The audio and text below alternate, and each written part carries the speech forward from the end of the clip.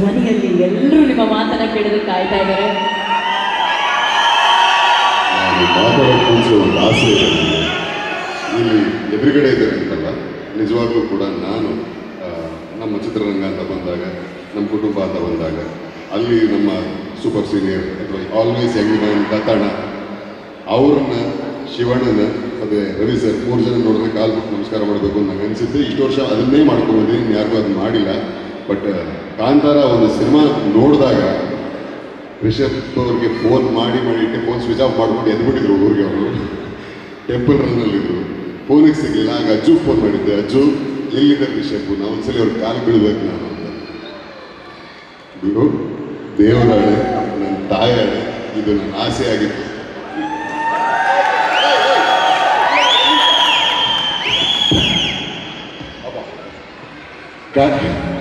ಆಸೆ ಈಡೇರಿತು.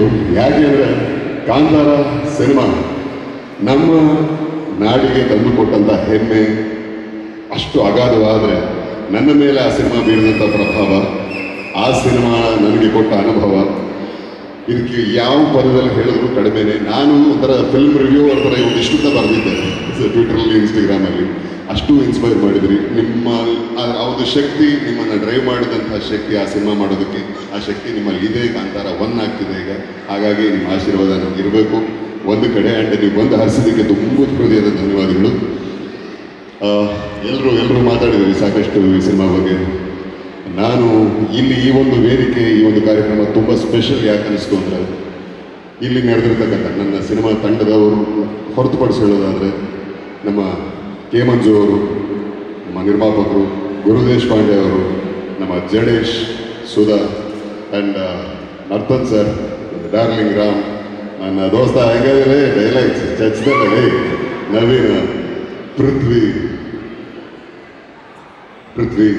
ಸೇತು ಅವರು, ನಿರ್ದೇಶಕರು, ಎಲ್ಲರೂ ನಮ್ಮ ಶಿವರಾಜ್ ಕೇರ್ಪಡೆ, ಶಿವಣ್ಣ, ಎಲ್ಲರೂ ನನ್ನ ಜೀವನದಲ್ಲಿ ಇಷ್ಟು ವರ್ಷದ ನನ್ನ ಈ ಜರ್ನಿಲಿ ಅವರು ಗೊತ್ತಿದ್ದು ಗೊತ್ತಿಲ್ಲದೇನೋ ನನ್ನ ಬದುಕಿಗೆ, ನನ್ನ ಕರಿಯರ್ಗೆ ಕಾಂಟ್ರಿಬ್ಯೂಟ್ ಮಾಡಿರ್ತಕ್ಕಂಥ ಜನಗಳು, ಅವರ ಪ್ರೀತಿ, ಅವರ ಸಹಾಯನೂ ಹೌದು ಅಥವಾ ಅವರು ನನ್ನನ್ನು ಗುರುತಿಸಿದ್ದಾಗಲಿ, ಇದೆಲ್ಲವೂ ನನ್ನನ್ನು ಇಲ್ಲಿ ತನಕ ತಂದಿದೆ. ಈ ಒಂದು ಅದ್ಭುತವಾದ ಒಂದು ಲವ್ಲಿ ಅನ್ನೋ ಪ್ರಯತ್ನ, ಈ ಒಂದು ಪ್ರಯತ್ನ ಇವತ್ತು ಮಾಡೋದಕ್ಕೆ ನನಗೆ ಜಾಗ ಕೊಟ್ಟಿದ್ದು ಅಥವಾ ಈ ಒಂದು ಸ್ಥಾನ ಕೊಟ್ಟಿದ್ದು ನೀವುಗಳು. ನಿಮ್ಮ ಕೃಪಾ ಕಟಾಕ್ಷ ನನ್ನ ಬದುಕಲ್ಲಿ ದೊಡ್ಡದಿದೆ. ತುಂಬ ಥ್ಯಾಂಕ್ಸ್ ನಿಮ್ಮೆಲ್ಲರಿಗೂ. Love you.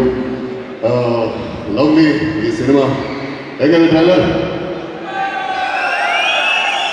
ತುಂಬ ಒಂದು ಅದ್ಭುತವಾದ ಅಥವಾ ದೊಡ್ಡ ಸಿನಿಮಾದ ಒಂದು ಚಿಕ್ಕ ಕಿರುನೋಟ ಇದು. ತುಂಬಾ ಆನೆಸ್ಟ್ ಎಫರ್ಟ್ ನಮ್ಮ ತಂಡದ ಕಡೆಯಿಂದ.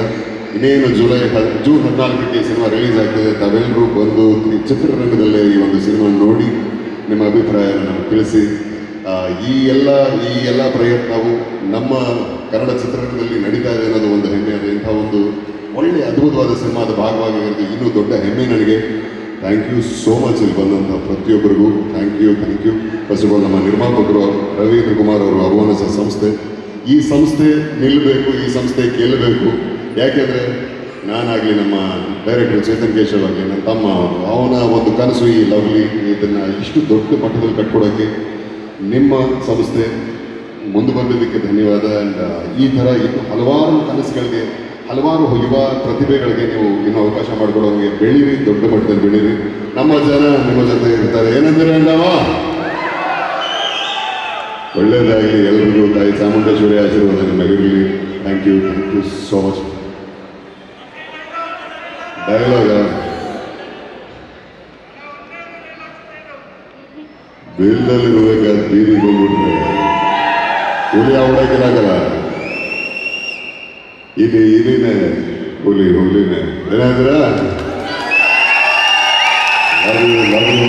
Thank you so much. ಹೇಳಿದ್ರಲ್ಲ, ಇದು ಒಂದು ಅದ್ಭುತವಾದ ಸಿನಿಮಾದ ಒಂದು ಚಿಕ್ಕ ಕಿರುನೋಟ ಈ ಟ್ರೈಲರ್. ಈ ಟ್ರೈಲರ್ ಇಂಟು 100 ಸಿನಿಮಾದಲ್ಲಿದೆ. ಅಷ್ಟೇ ಅದ್ಭುತವಾದ ಕಥೆ, ಅಷ್ಟೇ ಮನೋರಂಜನೆಯ ಕಥೆ. ಬಟ್ ಎಲ್ಲರಿಗಿಂತ ಮುಖ್ಯವಾಗಿ ಇದು ನಮ್ಮ ಬದುಕಿನ ಕಥೆ, ನಮ್ಮ ಸಮಾಜದ ಕಥೆ.